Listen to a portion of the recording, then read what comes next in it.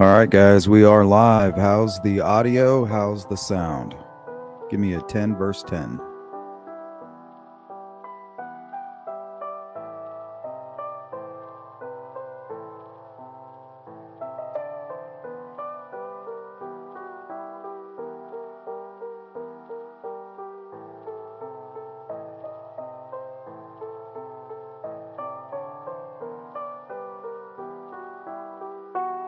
Alrighty.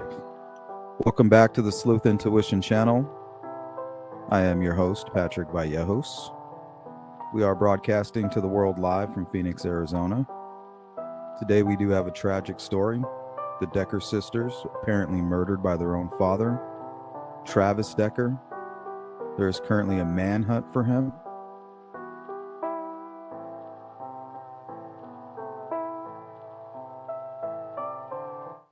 So this is out of Washington.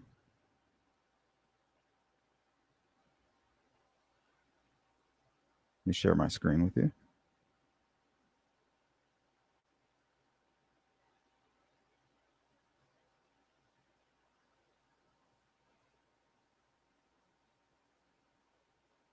I am fairly new to the case. I spent all morning reading up on it and taking notes. We'll be watching the press conference. We'll go over my notes, and then we'll check in with what you guys have. And we'll try to figure out where Travis is. He's abandoned his truck after killing his kids. Apparently, he was homeless.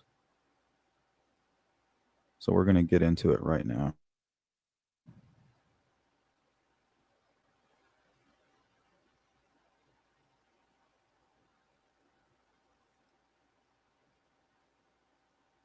So here in Washington, Rock Island Campground. Some pretty rugged stuff here. Very similar to the White Mountains where I was recently camping. Rough terrain, high elevations.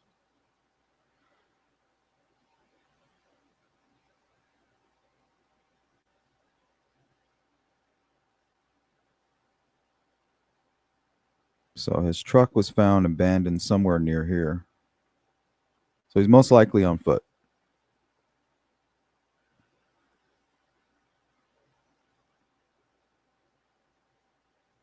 So we'll get going here in just a few minutes.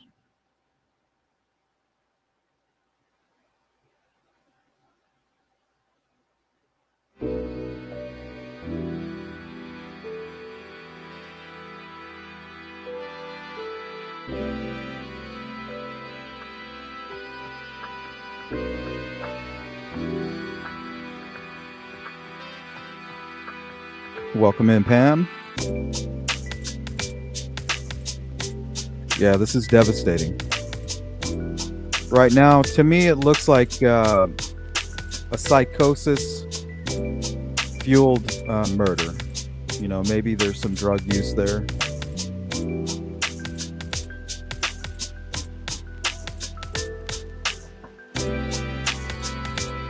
Good to see you, Miss Dog Lover.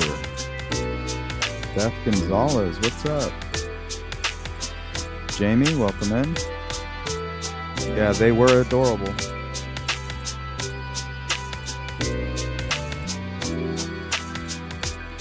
Suffocation, Smart Shopper. Suffocation. Plastic bags and zip ties. There's currently a manhunt for these young girls. Their father is the accused killer.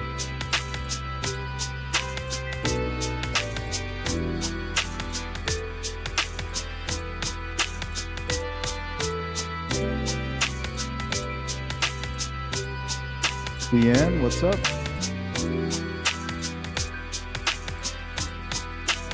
Cheeks, welcome in. Pitbull, yes, I believe that is their mother.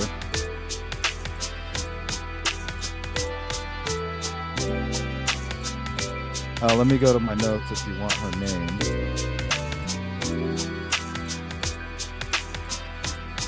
Whitney.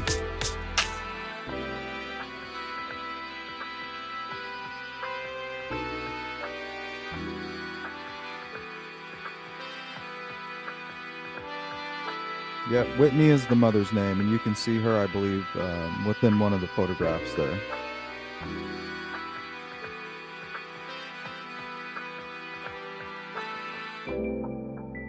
See, this is what my channel's all about. Don't underestimate the red flags, right?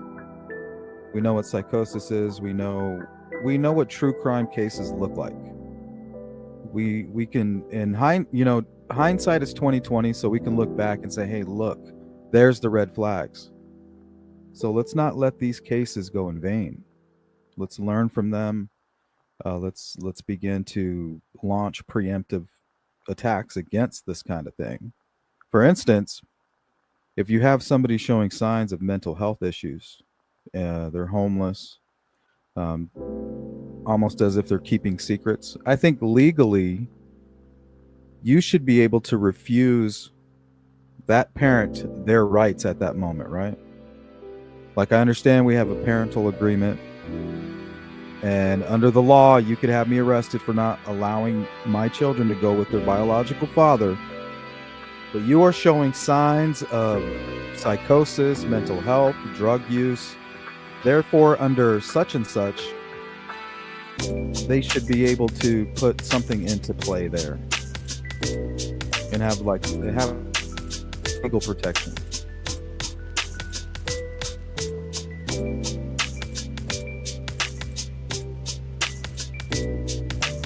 All right, we're at the 7-minute mark. At about the 10-minute mark, we're going to dive right in.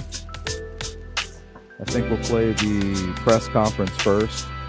We'll go over my notes. We'll listen to what you have to say, and then we'll talk about where Travis might be hiding. He's military, ex-military.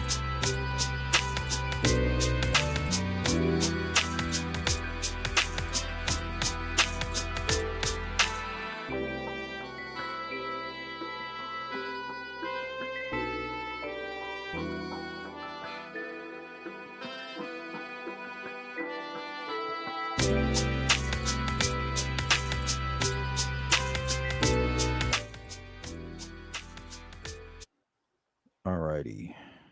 Let's take a quick look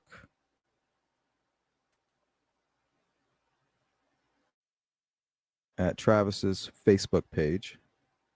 It looks somewhat new. Everybody need to zoom in on this.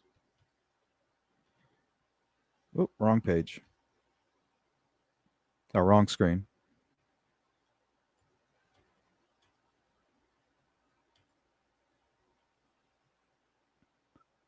So it says here, Carpenters Local Union 59.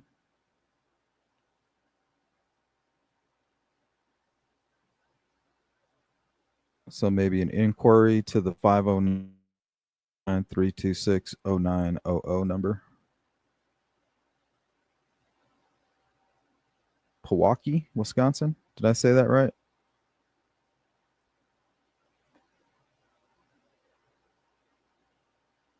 Okay, less than a month before the murders. These are the photographs he's posting to his Facebook.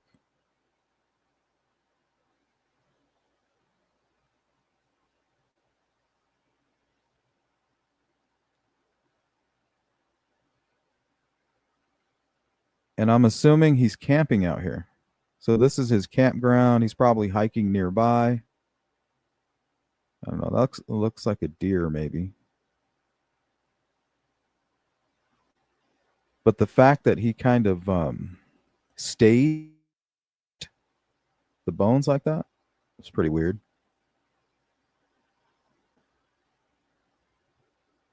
I don't think there's anything weird about, taking a photograph of the bones in their natural state.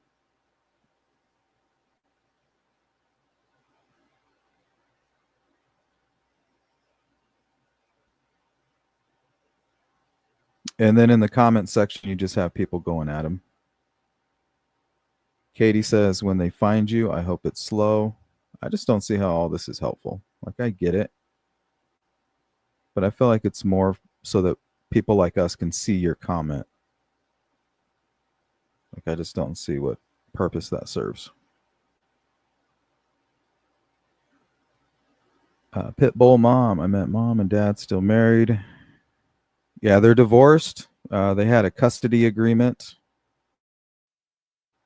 and apparently Travis was homeless at the time, living out of his vehicle in and out of motels.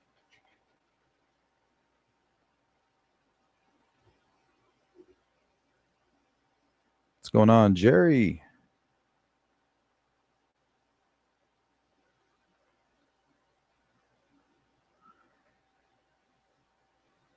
Yeah, pretty odd photograph, though, wouldn't you say?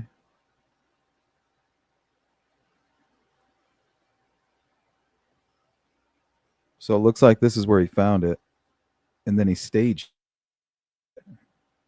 into this.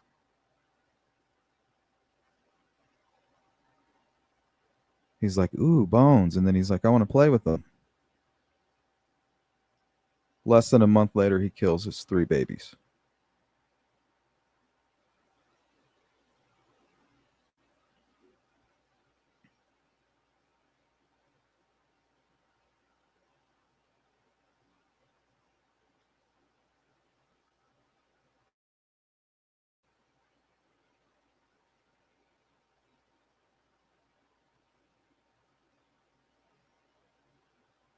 Jerry, this is such a sad case. Absolutely. Good to see you, Mark.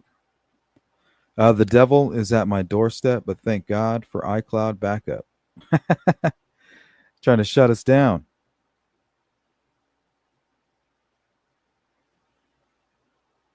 We battle with wickedness in high and low places against principalities. Yeah, I think that's Whitney. Whitley.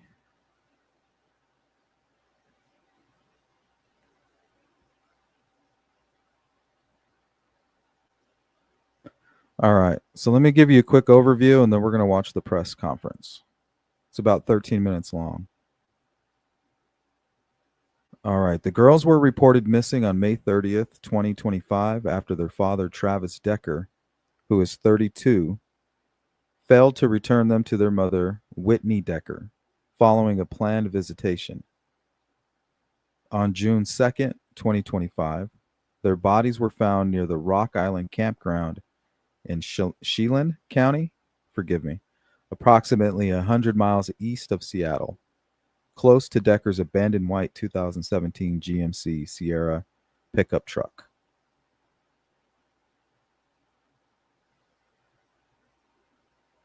So here's the truck right here.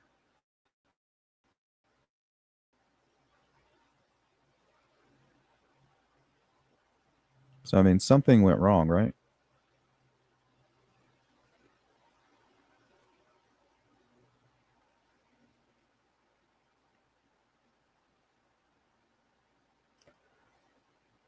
So usually psychosis kicks in quickly, like within a month. You start having symptoms, you start seeking counseling, you start kind of reaching out to family members that are close to you. But then you become closed off. You start feeling alone. You start feeling like you don't want to become a burden on those people. Whatever's happening to you has become such a burden on you. You almost feel guilty putting that same burden on somebody else. So psychosis is like this festering thing that kind of grows like a fungus.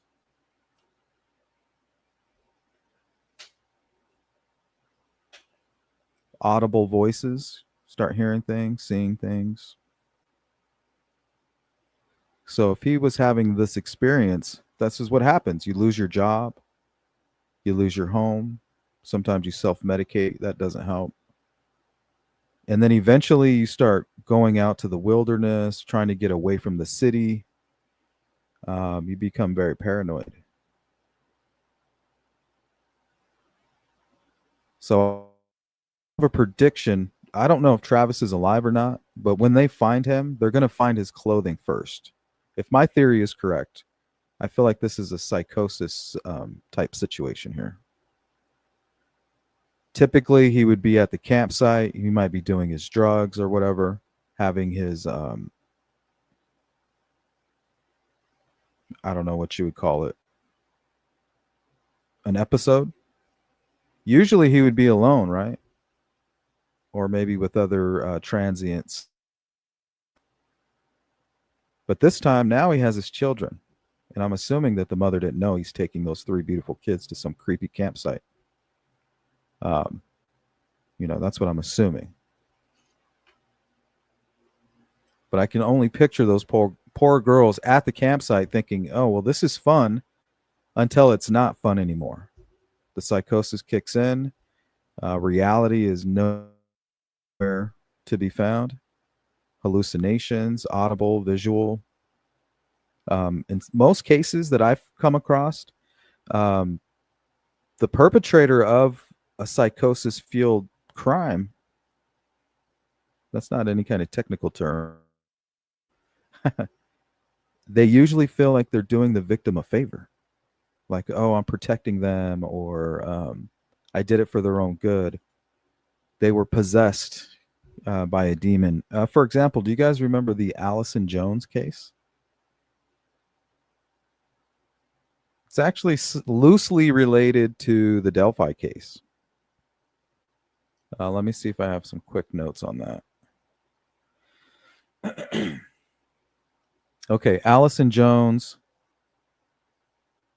was an incident in Morgan County, Georgia, where Allison Jones, a 36-year-old mother, killed her 7-year-old son, Maddox Jones, and attempted to shoot her husband, Douglas Jones, on March 1st, 2021. The case is notable for Jones' delusional belief that her husband was the perpetrator of the Delphi murders, a high-profile double homicide in Indiana from 2017. Let's see if I have any more here. Okay, 5 months before the killing, on October 6, 2020, Allison Jones visited the Morgan County Sheriff's Office and reported her belief that her husband, Douglas, was the killer in the Delphi murders, an unsolved case involving the 2017 murders of Abigail Williams and Liberty German in Delphi, Indiana. She claimed to have consumed extensive YouTube content about the case, convincing herself that Douglas was the suspect depicted in the sketches and videos. A deputy interviewed her, recorded the conversation, and found her claims baseless, noting no resemblance between Douglas and the Delphi suspect sketch. The deputy concluded that Jones's obsession with the case led her to falsely parallel her husband to the killer.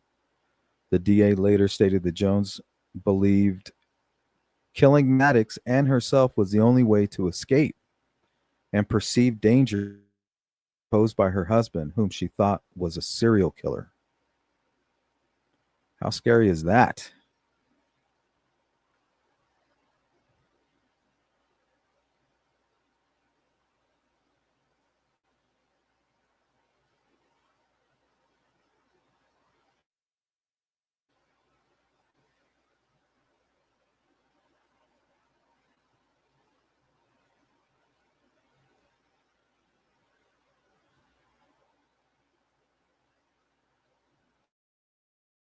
Why isn't this going up here?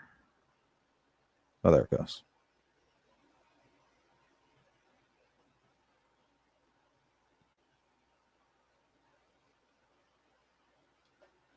Let's go to Pitbull Mom real quick. It seems common sense to me that if one parent has visitation rights but is homeless, it would be set up in a public place with a non-relative overseeing the visit. Well, it depends. Do you have full custody? Is he hiding the fact that he's homeless? I mean, it's one thing to be living out of a hotel. I think that might be acceptable, right? If it's a nice hotel and the girls have their own spaces, right? To do what they need to do. Obviously, not long term, but he wasn't just doing that. Apparently, he was living in, he was just camping out. And he seems to have deteriorated. You see that image right there? Just a few years ago, he was like young and handsome. So something's definitely going on with him. We always see those mug shots. They kind of show the progression of drug addiction. That's kind of what I see going on there in that photograph, that progression.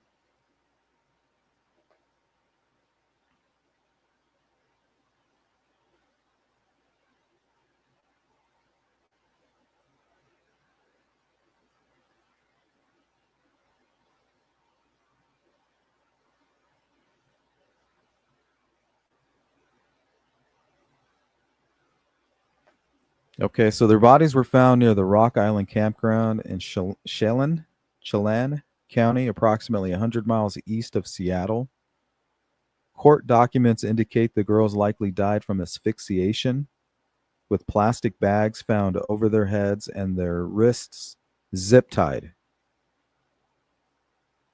The coroner positively identified the victims.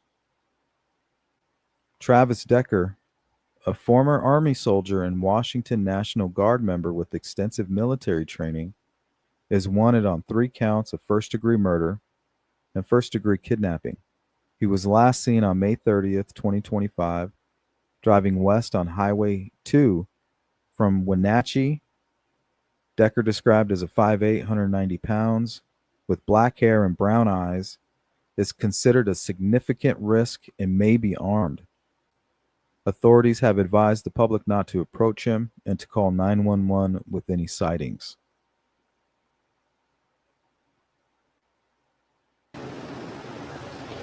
Okay, I am Captain Brian Chance with the Wenatchee Police Department. This is Sheriff Morrison, obviously, with the Chelan County. And I'm going to start out the press release and talk about how we got to where we did just a couple of days ago or just yesterday. So I'll start off and give you a timeline of the involvement of Wenatchee Police Department in this case. On May 30th, at about 9:35 p.m. What's up, Jay Ray says, but to be fair, Richard Allen has no resemblance to the sketch either. Hey, that was my inner monologue. I was thinking the same thing. I was like, hey, you never know. It's funny. Welcome in, Louise.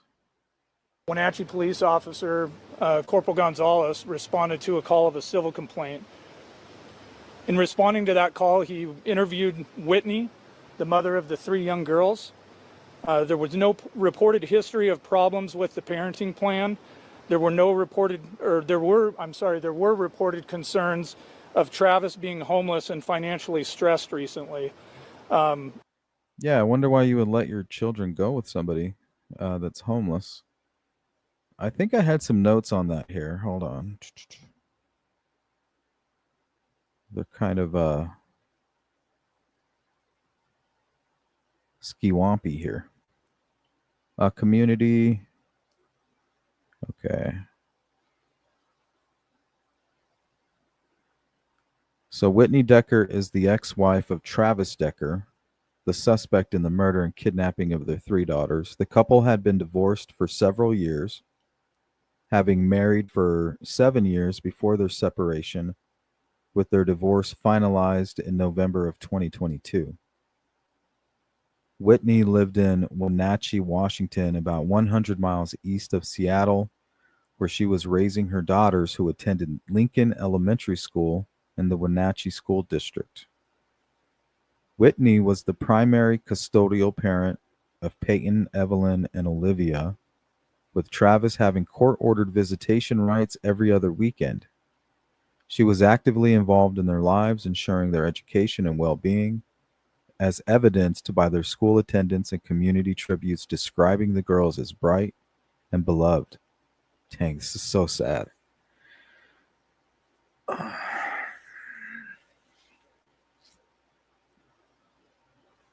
I think it could have been prevented. But us here in True Crimesville, we're paranoid, we're worried, we're afraid. We don't want to become victims like the ones that we read about or that we hear about. Most people aren't like that. Oh, your dad's homeless. He's not going to harm you. It's just temporary. You're going on a camping trip. You're terrified. You have your fears. Your gut's telling you don't do it. You can't do it. But no way in hell are you thinking that this man that you once loved and had three beautiful kids with would do something like this. That's just, but over here in True Crimesville, that is the gospel. Expect the unexpected. So we try to drive that home. It's called a red flag for a reason.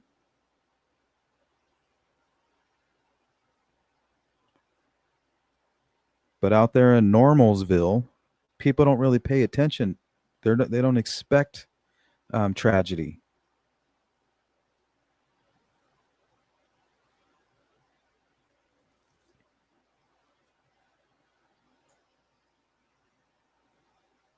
Nothing new, J Ray. It's nothing new under the sun, J Ray.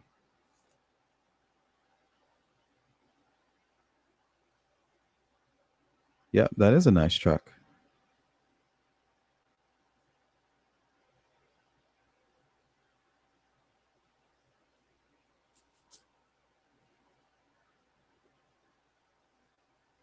They have found the truck. He's no longer with the truck. The truck is in police custody. It's impounded. All right, let's get back to the presser. Whitney was clear that during the exchanges that had occurred in the past, that Travis was very communicative with her in any deviations from the parenting plan. Corporal Gonzalez, after speaking with Whitney, was able to identify Decker's vehicle through a local database called Spillman. He took the vehicle information and was able to enter it into Flock, which is a system of cameras that are located within the city and also in Chelan County.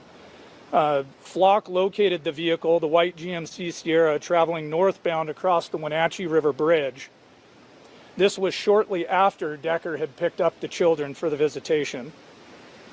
After this information was obtained, and in addition to information that had been received by Whitney that Travis frequented local hotels and often local campgrounds as well, all local hotels and campgrounds in East Wenatchee and Wenatchee were checked by patrol officers from.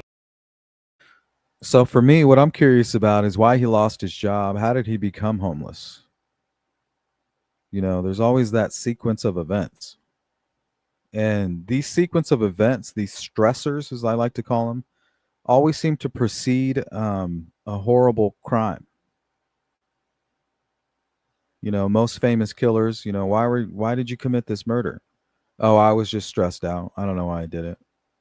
I recently filed bankruptcy, or I lost my job, or got a divorce, or something happened in their lives that brought them into a state of depression. And, something like that usually precedes this type of case. So what happened? What was going on with Travis that led to this? He's obviously out of his mind, right? There's no way you can kill your three girls. I don't see him being a family annihilator like Chris Watts, right? He's not cheating. He's not looking to shed one family to gain another. He's literally losing his shit. He's following all the steps that I've seen in almost every case of psychosis, whether it involves murder or not. You can Aidan Clune.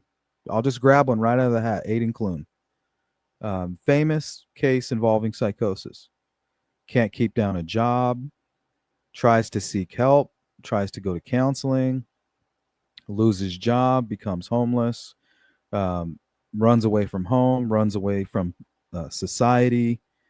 And last thing they find is his clothing way out in the wilderness after they find his vehicle. And I think they even found a book in his case that kind of matched with what was going on with at the time. Yeah, that's right, Dark Side Irrational. Welcome in. Welcome in Lori Clayton. This is so sad. I can't believe that they gave him visitation alone with this girl. Hey, remember, guys, hindsight is 2020. That's what we try to do on this channel is drive home like, hey, a red flag. Pay attention to that. Look what it could lead to. Most people don't go through their day thinking about these horrible crimes. You know, me, the only reason I'm into true crime is I'm just so paranoid. I don't think I could handle being a victim of it. If I can learn how not to be a victim, I would prefer to spend my time doing that. I feel like it makes me a better protector. But that's just not the reality. We're all a little nutty over here on this side of things, right? We like to study people. We like to analyze everything, critical thinking. Sometimes most of us overanalyze. We're very conspiratorial. You know, everything's a conspiracy. Nothing's a coincidence. Shit like that. But your everyday, ordinary Whitney, this mother, right? She's not thinking that. There's no way in hell this man is going to do what just happened. That's how these things happen. Nobody sees them coming. That's the scariest part of all of this.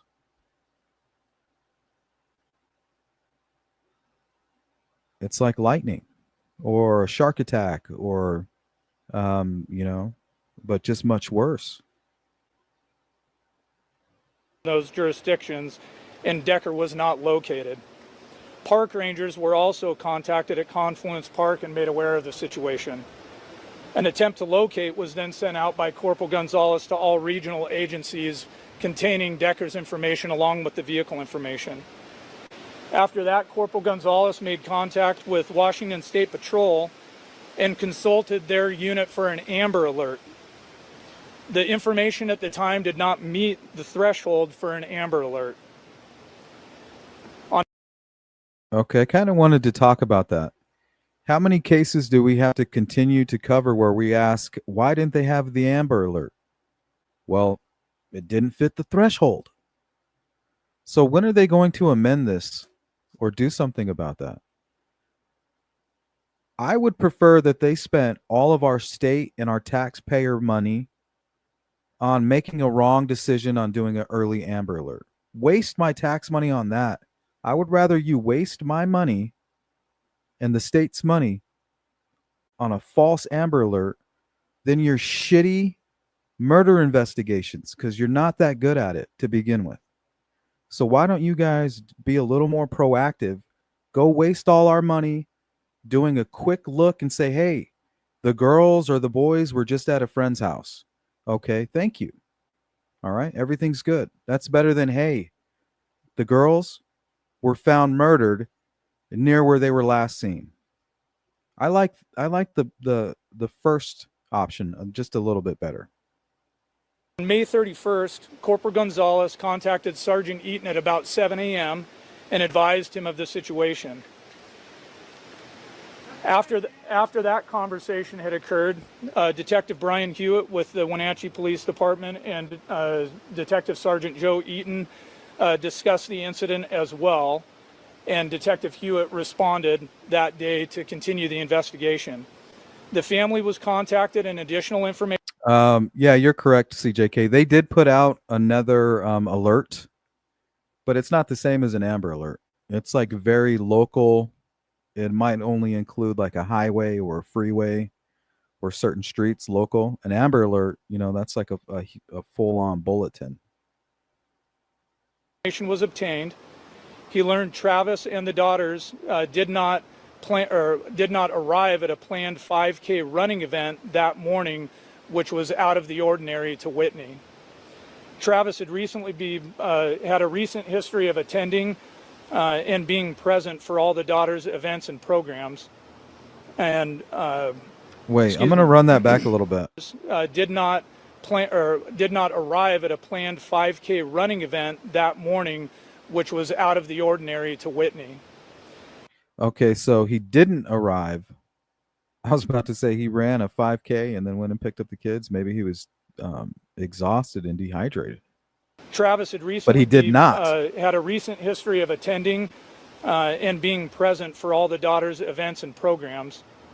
And, excuse me, at that point, Detective Hewitt started to reach out to some of his... Yeah, they need to put out everything, like a full-on APB. Like, we're looking for these 3 girls with this guy. He's in this vehicle, somewhere in this area. Proceed with caution. Children may be in danger. If not, no big deal. He'll get his ticket for disobeying the custodial order, and he might go to jail, might get a warning, but at least there's a chance that the girls would still be alive.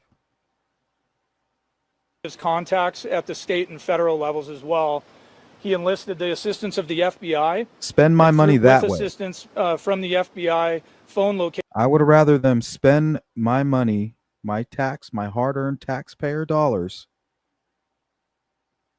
being overzealous than conducting forensics at a murder scene. That's just how I feel. Data was obtained for Thursday through Friday, plotting locations in and around Leavenworth. Detective Hewitt then, with that information, went to Leavenworth and started focusing on the areas of Chumstick and Icicle Road, and did not have any success in locating Travis or his vehicle or the girls. Throughout that day, Detective Hewitt had multiple contacts again with WSP, or Washington State Patrol, and continued to... Let's go to CJK real quick. So if they aren't abducted, but they could be in danger, would that meet an Amber Alert criteria? No. But what happened was law enforcement said, hey, well, we can press charges.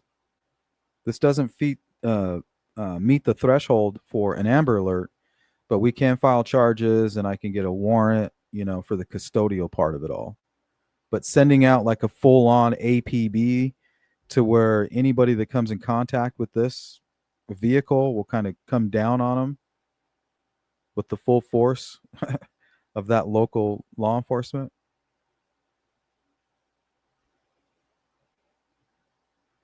Yeah, that's not going to happen. Didn't fit the threshold. Provide updates and request an Amber Alert, which still the information that he provided and had obtained did not meet the threshold for the Amber Alert to be activated. However, an endangered and missing person alert, an EMPA, was... So an EMPA is what I was talking about.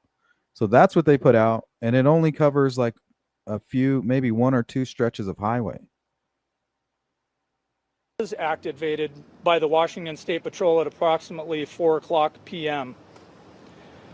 I want to explain a little bit that the endangered and missing person alert does generate a flyer that goes out to all the contacts through that State Patrol missing and endangered person unit. So that goes statewide. As well, the information for the alert is posted on the reader boards. I think I have that flyer.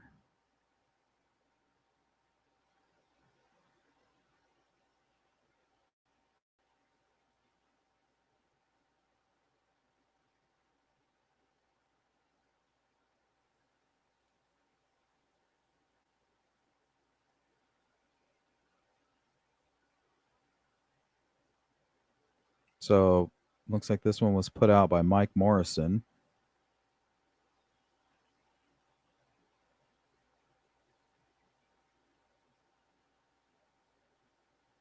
Oh no, this is after they were already killed.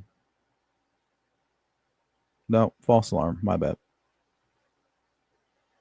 Is familiar with on the state highways around Washington, and those were activated here locally on the major ingress and egress highways such as Highway 2 and I-90.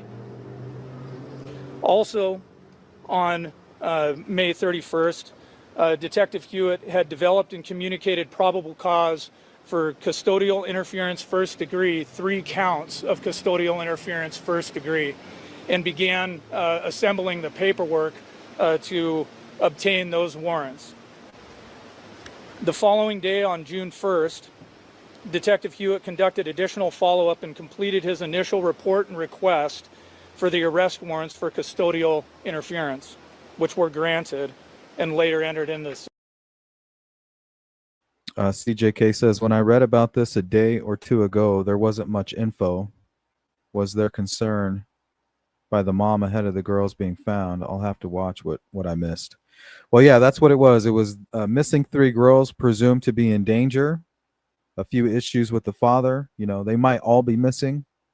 Then they found his truck nearby at a campsite that he's known to frequent. And from there, they were able to track where he set up the camp. And when they came upon the camp is when they found the girls.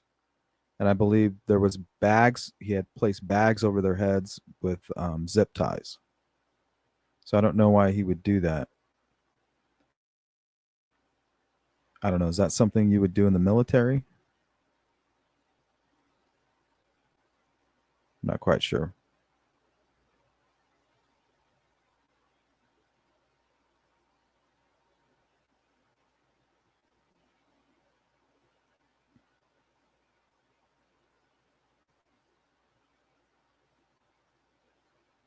Yeah, exactly. You put out the Amber Alert, everybody knows what it is. But it's like, oh, we don't want to waste all these resources. You know, if it doesn't fit the criteria, it didn't meet the threshold.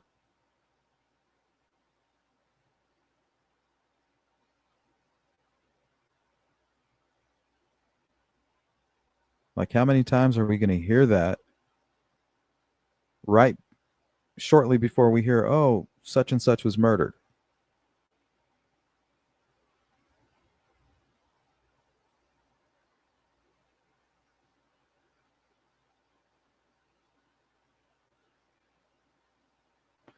Yep. And that's the whole reason for the Amber Alert. It's kind of like a all hands on deck. Like, time is of the essence here. If we don't do something now, we may not have the opportunity. It's a call to action. Do we know if he had visitation before and if it went okay? Yes. Here, let me go to my notes. Let's see. I did find some incidences here, specific incidents. Court documents reveal Whitney's growing concerns over time. In August 2023, Travis declined a scheduled weekend with the girls, stating, "They walk on eggshells around me." That's already strange. A father would never, ever like deny his girls. You know what I mean? That's just something that's already a red flag. You know, there's nothing that a father craves more than his daughter's love. December 2023. Give me a second.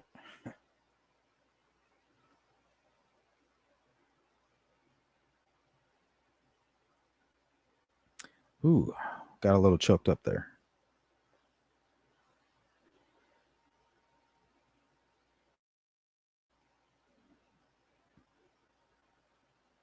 No. You know when it's like right there on the edge? Okay. In July 2024, Travis hitchhiked to Whitney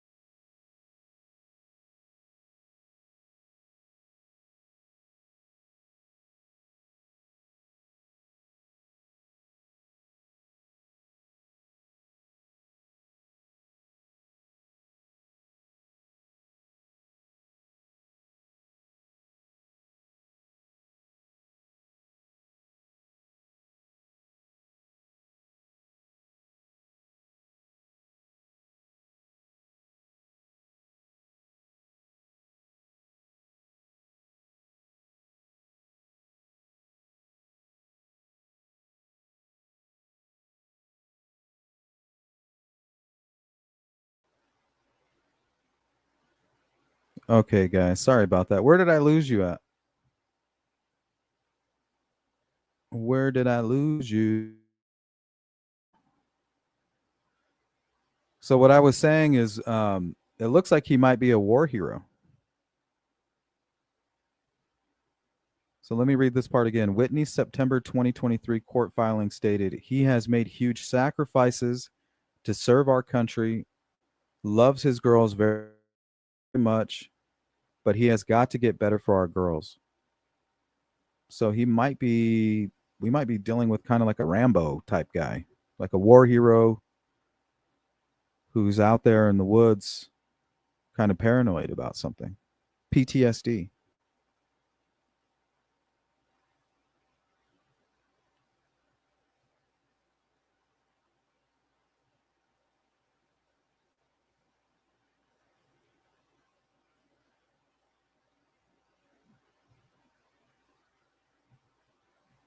All right, let me re-upload the presser, and hopefully I can find out where I was here.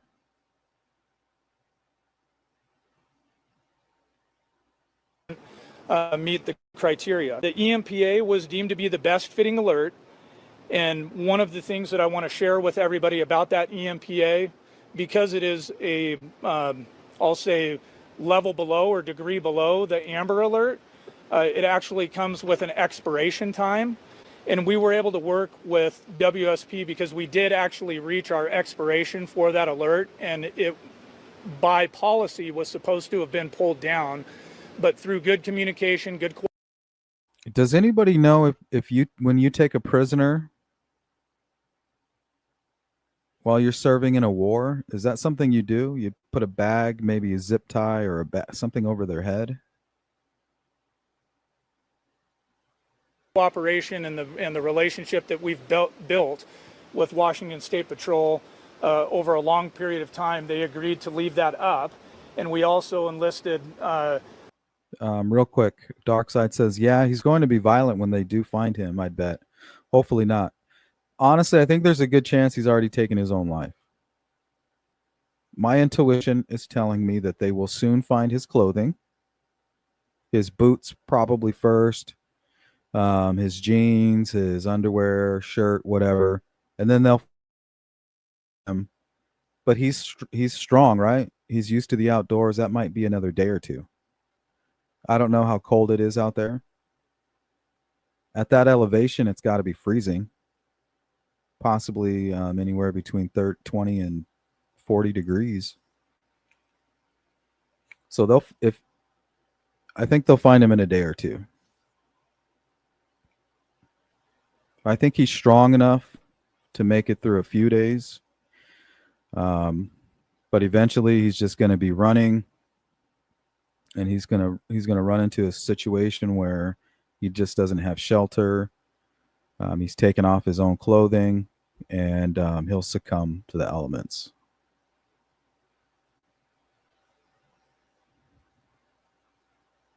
The cooperation of the Department of Transportation as well, who has some input and does actually help WSP run those reader boards as well. So we were able to get that cooperation, and so I want to emphasize that WSP was very good to work with. Mark says, my first thought is he will unalive himself. I don't know. I feel like he might be out of his mind at this point. That would make too much sense, right?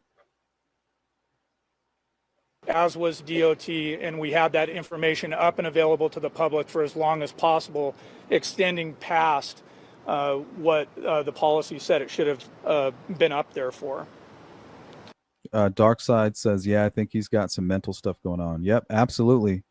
Now that we've kind of confirmed through my notes that it sounds like he's done a few tours maybe in the military, saw some active duty, was in the rough of it. I mean, what else would she mean by these huge sacrifices? To me, that means his mental health, PTSD and things like that. To me, that's a sacrifice.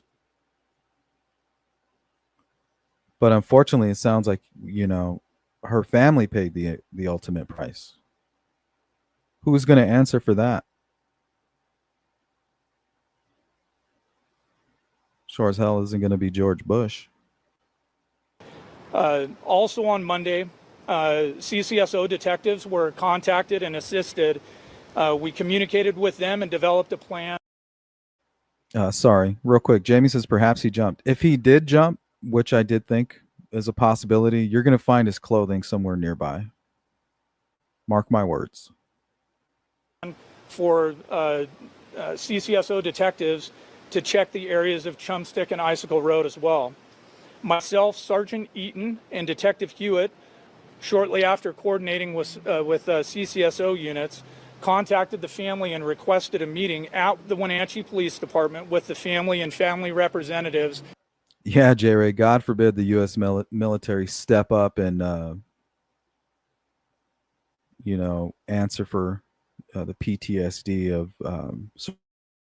living soldiers. God forbid. At approximately 10 a.m. The primary intent of the meeting was to provide an update to the family and answer any questions that they had about the ongoing investigation. The meeting was very positive and focused on maintaining good communication flowing back and forth both directions to maximize the exchange of information. At about 3:47 p.m., a CCSO deputy located the vehicle up the Icicle near the Rock Island campground. Sergeant Eaton and Detective Hewitt immediately responded to there to assist, and I remained at WPD to continue communication with the family and to coordinate additional law enforcement assistance from the needed. The camp, or I'm sorry, up there, the WPD units that responded connected with CCSO deputies that had responded to the scene as well, and from there they began. Sorry about that. That's me pulling up Google Maps over here on this other side.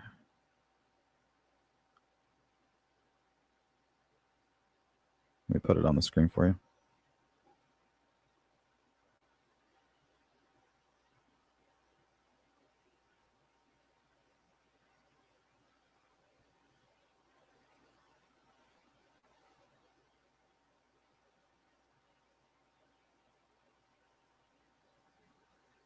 Miles north of Seattle, Rock Island Campground.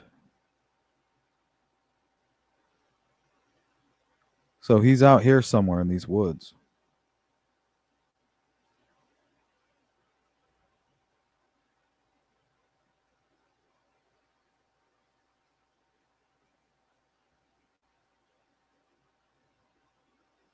Maybe somewhere on the top of these mountains here.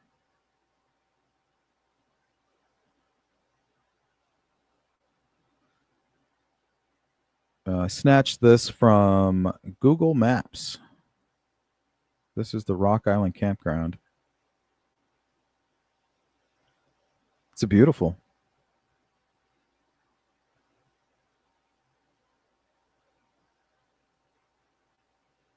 Yeah, what a view.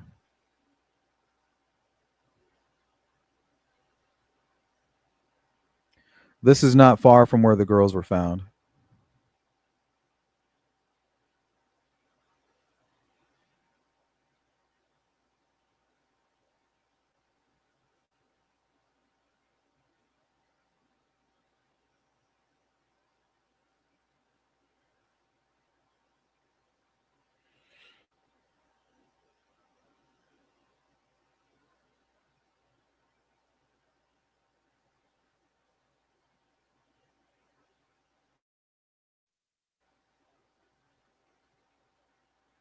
Different Rock Island, but still. Yeah, so it's a nice place.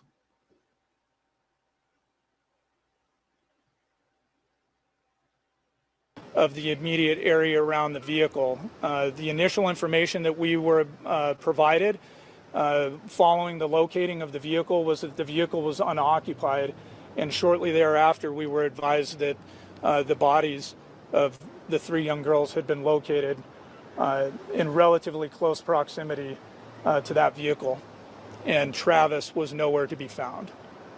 At this point, I'm going to turn it over to Sheriff Morrison and allow him to continue the press conference. Thank you, Captain. Evening. I'm Chelan County Sheriff Mike Morrison. I appreciate all you being here. I really want to make sure that I point out that it's moments like these where we see our community coming together, paying respects to those young individuals that lost their lives. I want to pay respects to Peyton, Evelyn, Olivia.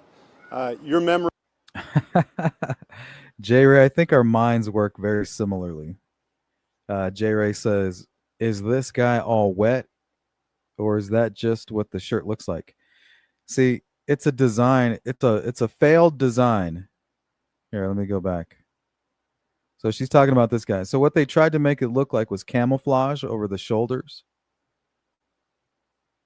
And if that's what you're expecting, that's what you see, right? But brain games to the uninitiated or the unsuspecting onlooker, it looks like sweat stains. But what they're trying to go for is a camouflage. It's funny. I was thinking that same thing. Will not stop pursuing justice for you until those that were accountable for this are found. So I do appreciate everyone being here. To follow up, because I know the Captain Chance has already touched on a lot of the topics that we've already discussed, I want to give thanks to the Wenatchee Police Department, Chief Reinfeld, This guy's all Captain Miller, business. Captain Chance, Sergeant Eaton with the Detectives Unit that provided Chelan County Sheriff's Office with the information we needed to properly assist them. For those of you who don't know, Chelan County is a large area. We have 2,900 plus square miles.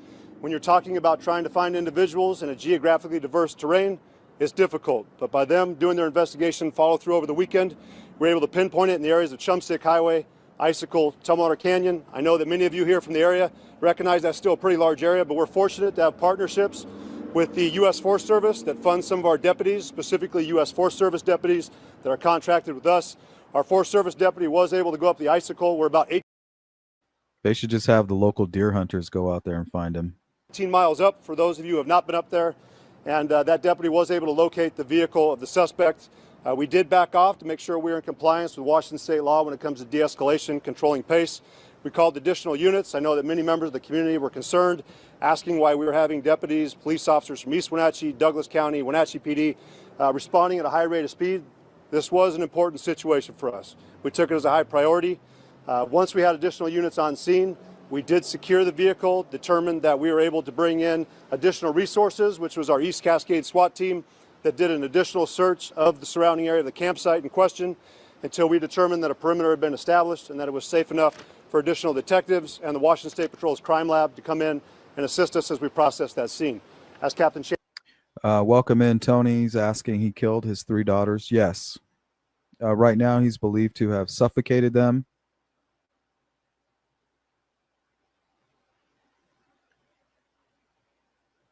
He had a partial custody over his kids. I think every other weekend he was allowed to have his daughters.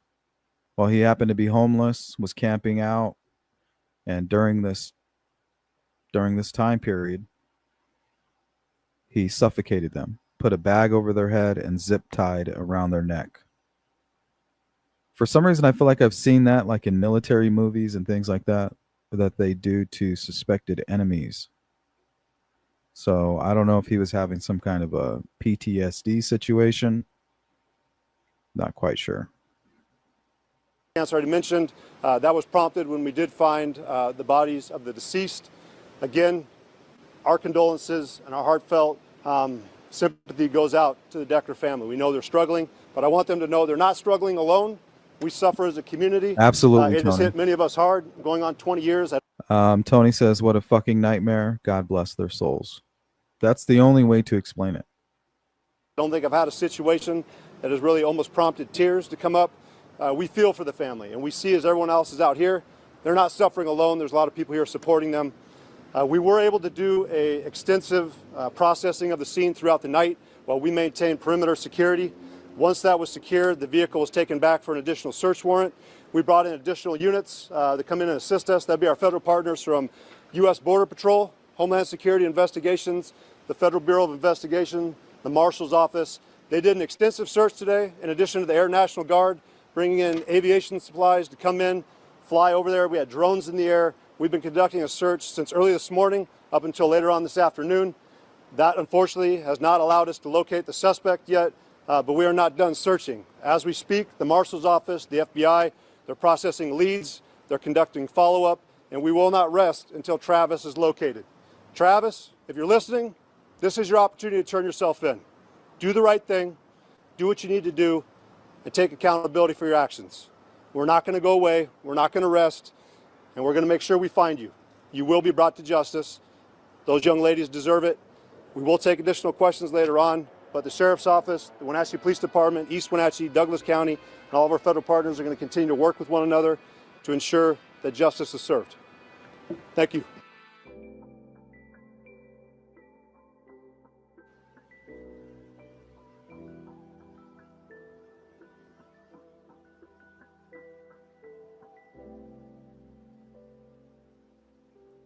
All right, let's look at Travis Decker's background. So Travis Decker is a white male, 5'8", weighing approximately 190 pounds with black hair and brown eyes. He was last seen wearing a light-colored shirt and dark shorts.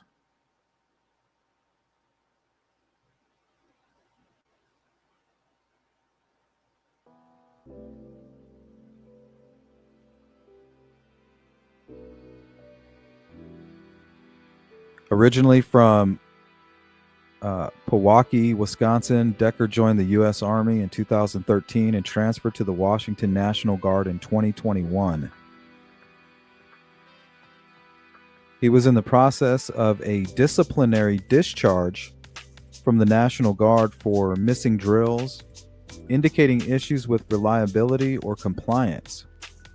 His military background includes extensive training, leading authorities to consider him potentially dangerous and capable of evading capture.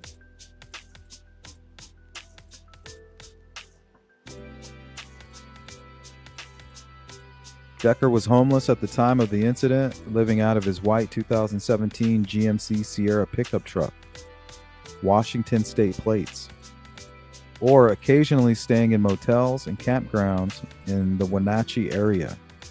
This transient lifestyle may have contributed to his financial and emotional stress.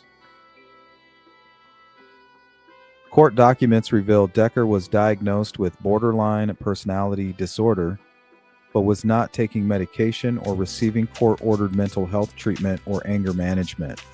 That's another thing that happens with these cases involving mental health. Usually it involves the assailant not taking their medication or not taking steps to better their mental health. So that's a huge symptom of these types of violent crime, in my opinion.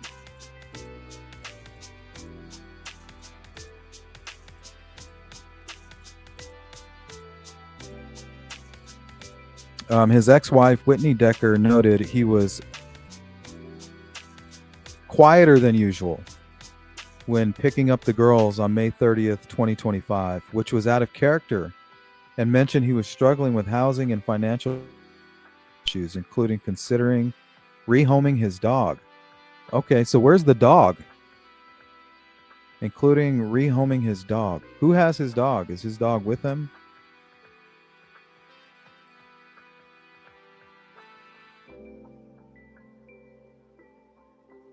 I wonder if they're tracking him. I wonder if they can get some dogs out there and track him and that dog. Decker is divorced from Whitney Decker, the mother of his daughters. The girls were with him for a court-ordered visitation when they went missing. You guys remember the case of Mark Redwine? His son was forced by the court to go with him. Even though he didn't want to, his mom was screaming, crying, kicking, pleading with the court for him not to go with his father. And sure enough, went with his father, and Mark Redwine murdered him and dumped him on the side of a mountain in the woods.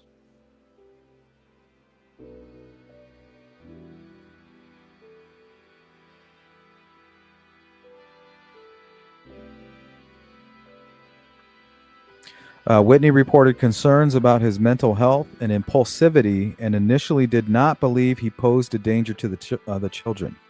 And that's what I was talking about earlier on in the live stream, is hindsight is 2020. Not everybody is over here in True Crimesville thinking about the worst case scenarios. And we're basically preppers of true crime, right? That's what we're doing. Some people, they prep for the end of the world. We're prepping for tragedy. But we're not your everyday typical person who's just going about their business when it comes to these things. We're expecting the unexpected. Most people are not.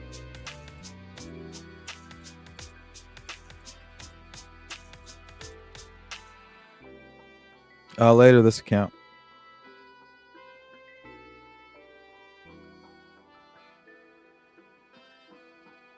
Dark Side says, God bless everyone involved in this case, 100%. Someone should have made some noise. Could have easily have been prevented, probably. Yeah, and it sucks that we have to look back after it and say that. I mean, how do we get better? How do we get more proactive? Preventative? What measures can we take? What could have been done here? Right? I guess we could beat up Whitney. How dare you? How could you possibly have let your children go with this man? He's homeless. Nowhere in a million years would a mother suspect the father of their children to do something like this. That's why this channel exists, everybody. We need to drive home that the reason these cases are so shocking and the reason that we're so interested in these cases is because we can't see them coming. It's worse than a shark attack. It's worse than being hit by lightning. It's just something so unforgivable, and you can never see it coming.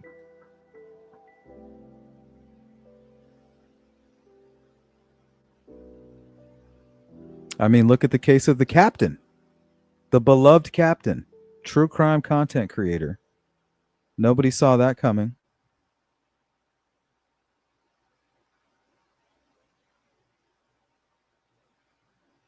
Dark Side, I don't know. She said something like he was staying at an armory with the kids around other homeless men.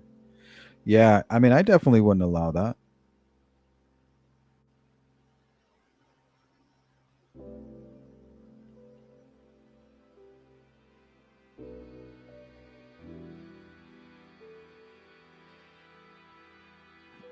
All right, let's see what else we got here. Okay. This isn't a very detailed timeline, but give me a break. Like I said, I just started looking into the case. May 30th, Decker picked up his daughters around 5 p.m. By 8 p.m., he failed to return them to Whitney, who reported them missing after his phone went to voicemail. This was unusual, as he typically communicated delays. That was from CNN. This is from Fox 13. May 31st, 2025, the Washington State Patrol issued an Endangered Missing Persons Alert, an EMPA, after an Amber Alert was denied due to insufficient evidence of abduction or imminent danger, as Decker had custodial rights. See, that's where it needs to be fixed, right there. Just because he has custodial rights doesn't mean that the girls were not in imminent danger, right? Those things can coexist. Wenatchee police with FBI assistance used flock cameras and cell phone records to track Decker's movements, showing he visited the Rock Island campground area on May 29th and traveled west on Highway 2 on May 30th.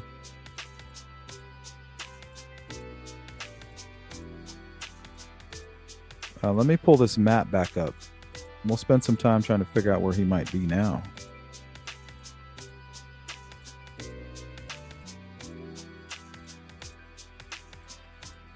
Court ordered, J-Ray.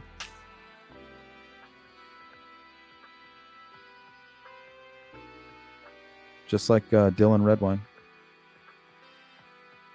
He cried and begged the judge, "Please don't make me go. Please don't make me go."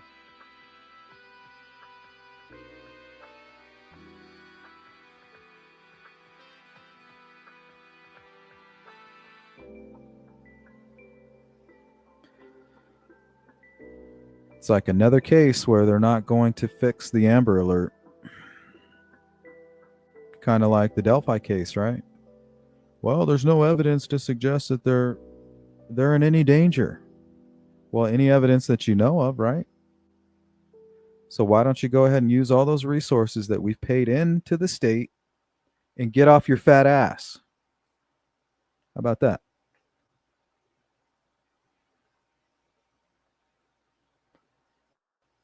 I guess it's easier to do forensics at a murder scene than it is to actually go prevent one.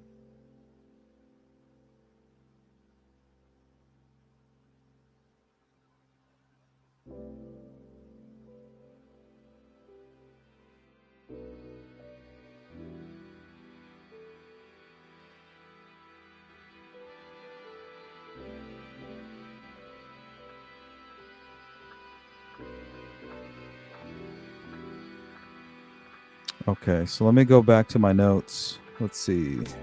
Denied, abduction imminent.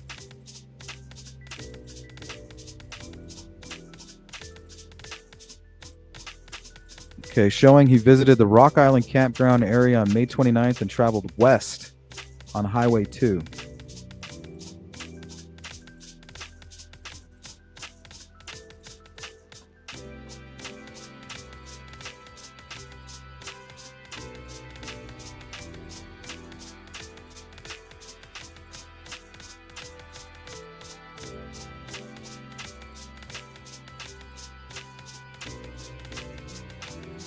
Well, there's Highway 2. Showing he visited the Rock Island campground area on May 29th and traveled west on Highway 2 on May 30th. Okay.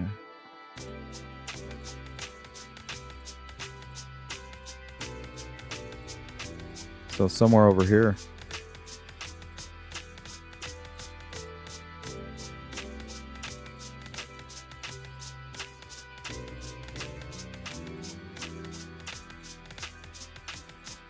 CJK, did she know he was homeless? It sounds like it.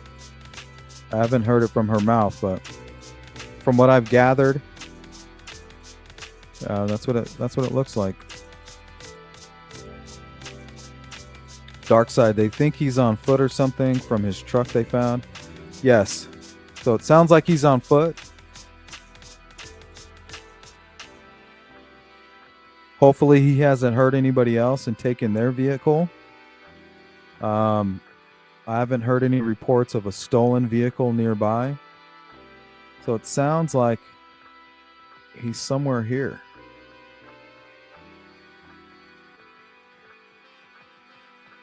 So what is this, Snowgrass Mountain?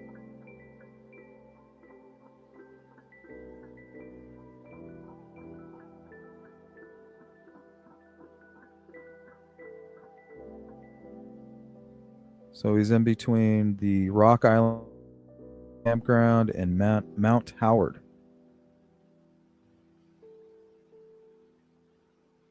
Tony M., Mark Redwine, and Rick Allen make a great couple. Disgusting, worthless. Yep, absolutely.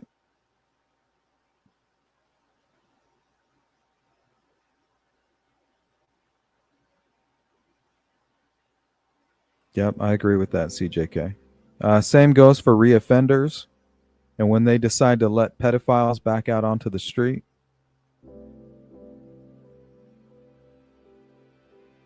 needs to be some changes. Mark says a lot of open area trees.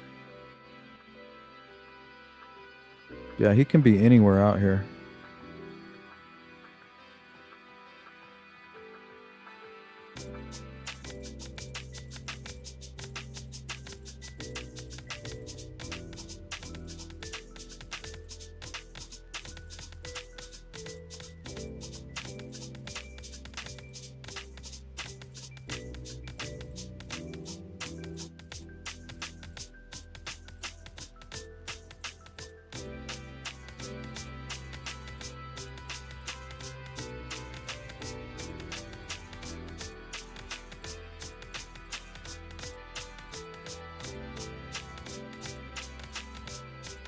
This is Highway 2. Apparently he traveled on this one. I think on May 30th.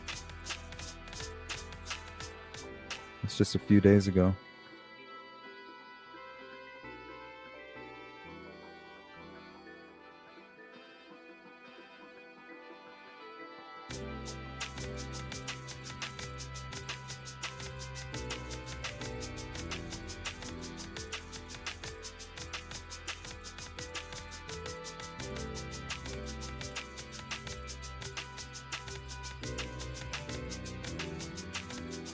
This is right by where the girls were found.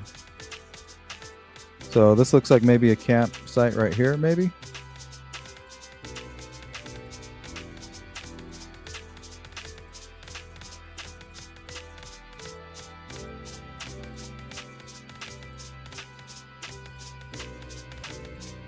Here's a little campsite. Yeah, look, all these little campsites right here.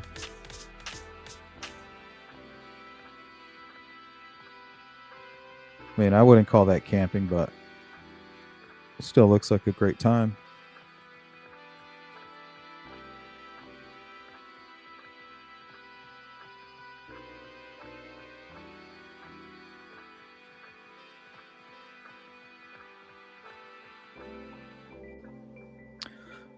Let's see. What was going on with this truck? I know I took some notes on that. Let's see.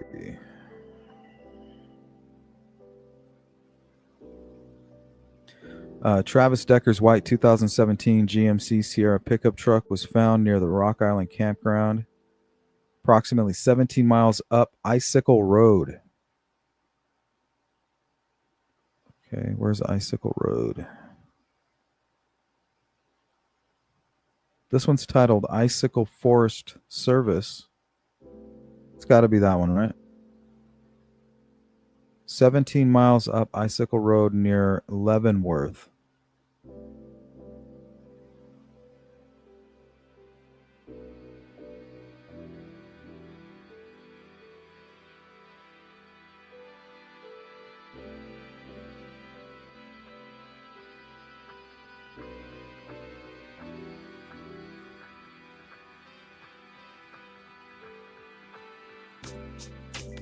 Oh, so this must be near Leavenworth.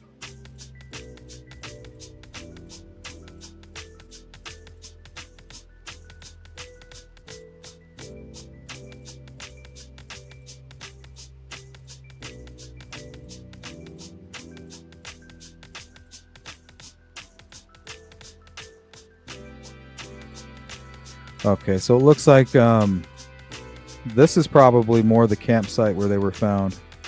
Somewhere in this area.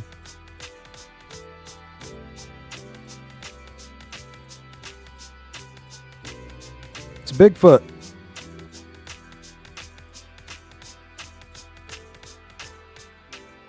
See, now this is awesome. Check that out. So, I mean, it would have been somewhere in here. So if he took off on foot,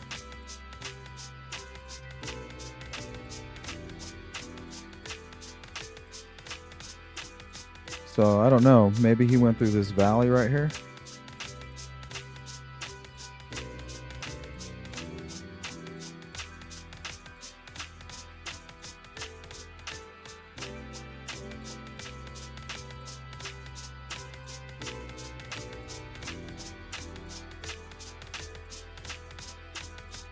I don't know, maybe a paranoid person would kind of follow the water.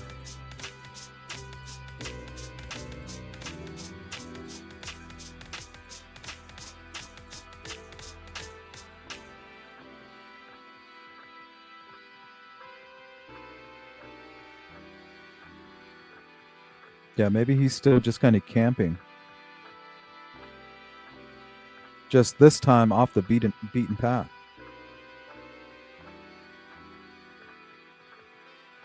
So maybe he went this way.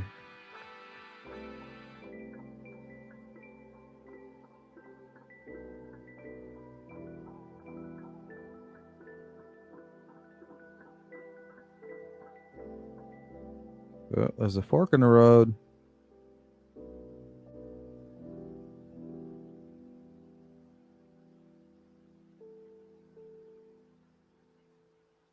Yeah, he might be over here somewhere.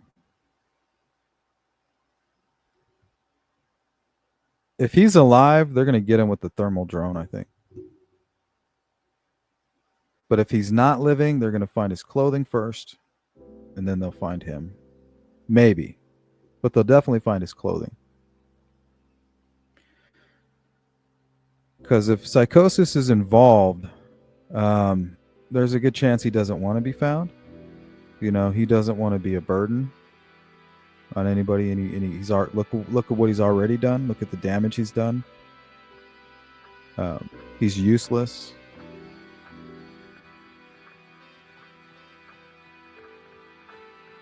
Okay, let's look a little bit at mental health and true crime. Many defendants in these cases have a documented history of mental illness, often schizophrenia, but failed treatment. For example, in the case of Valdo Callicane in Nottingham, UK in 2023, the defendant diagnosed with paranoid schizophrenia had a history of non-compliance with antipsychotic medication, contributing to his actions and killing 3 people. Psychiatric assessments showed his actions were influenced by delusions, leading to manslaughter pleas based on diminished responsibility. Similarly, studies show that non-adherence to medication and missed mental health appointments are common among homicide offenders with psychosis, particularly in first episode psychosis, where the risk of violence is significantly higher, 14.45 times greater than after treatment.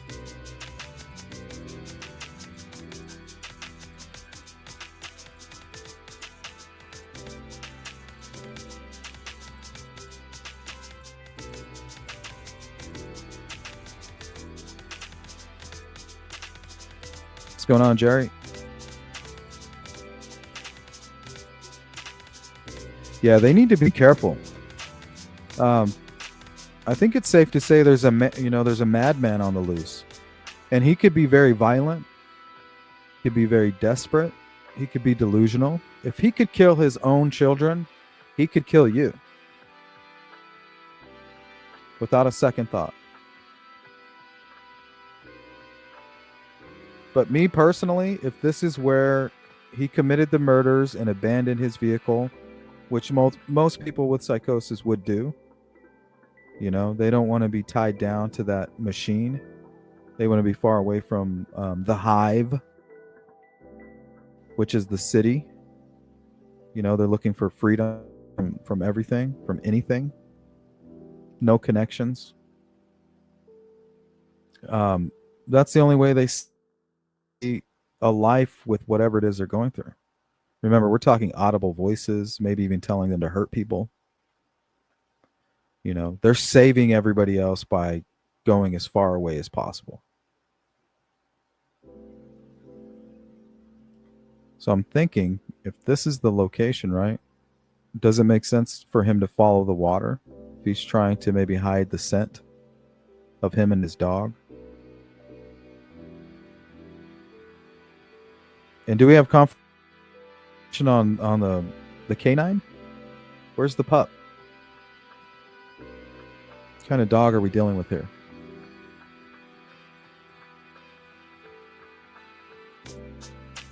Yep, absolutely dark side.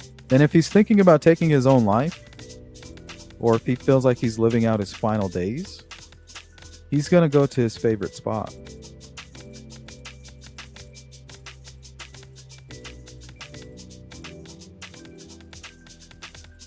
So we could be dealing with something like that, you know, a murder, suicide, where he commits that act. Like, if I'm going to go, I'm not going to live without my kids, and vice versa. Maybe he plans to hike out here as far as he can and then take his own life. Is there any place of significance out here? Like a waterfall? Maybe over here towards the mountain. What's this? Lake Sylvester.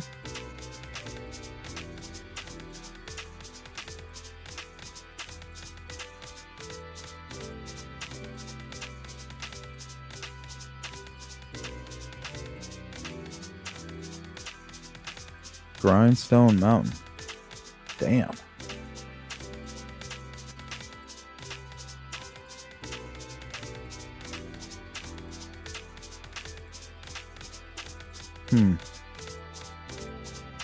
So you got Grindstone Mountain and Lake Sylvester, and there appears to be a trail here, or maybe where the water falls off. That might be a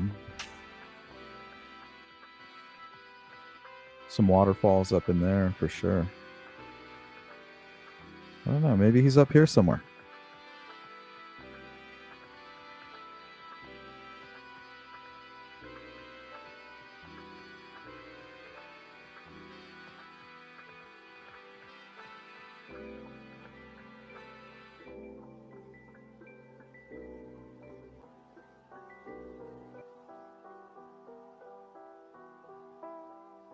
All right, guys. I think that's going to do it for today's live stream.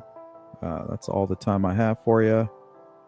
Remember, this man is still absolutely wanted.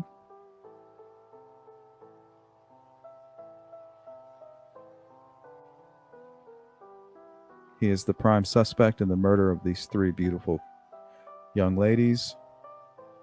There's currently a manhunt, the state of Washington, about 100 miles north of Seattle.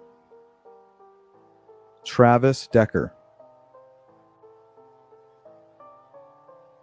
Let me pull up this flyer. That way, if you know anything, you can say something.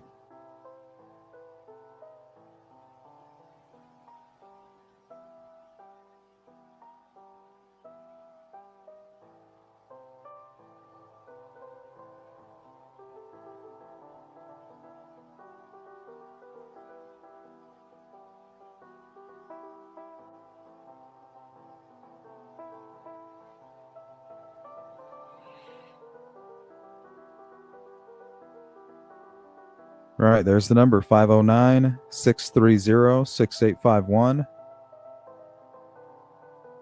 Also, there's an email address here, www.co.chelan.wa.us/sheriff.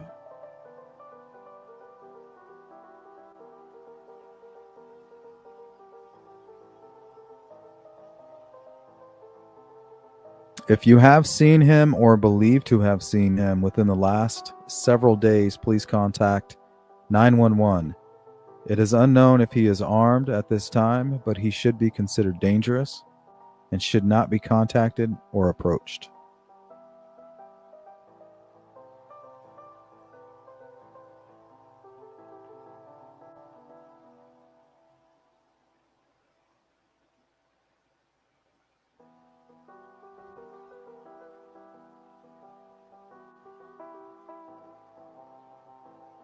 Okay, She Warrior. Yeah, it looks beautiful out there.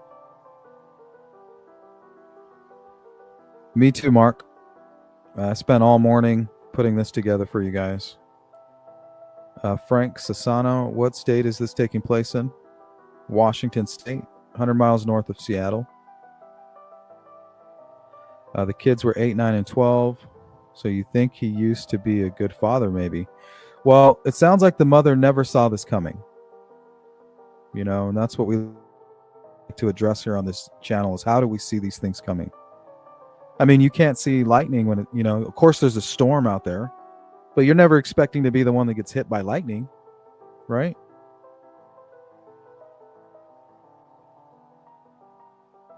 Well, I think the same goes for true crime. It's obviously happening. It's striking families all over the world right now as we speak. There's something horrible that's taking place, and nobody saw it coming.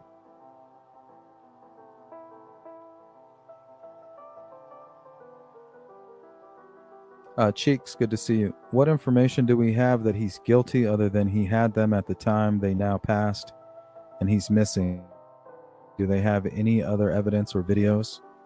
No, it's just the circumstance of the crime, right? His abandoned truck, his strange behavior. They track back to his campsite. They find the 3 girls, not him.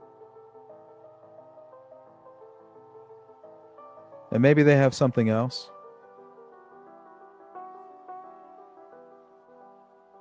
You know, everything points to him. What's up, Stephanie? You got it, Mark. And we'll keep you updated.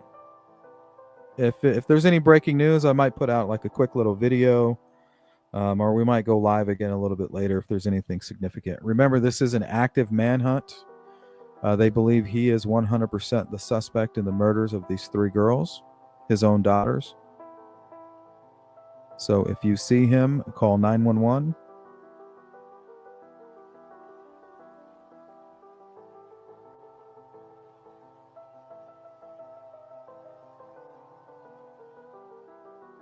All right, guys, on that note, thanks for tuning in. Thanks for participating in the chat. All of my members, I love you guys. All of you who donate to the cause, much love to you as well. I wouldn't be here if it wasn't without you. But the easiest way to support my channel is hit the like button or go share it on social media. It's pretty simple. And I'll catch you guys on the next one. Take care. Peace.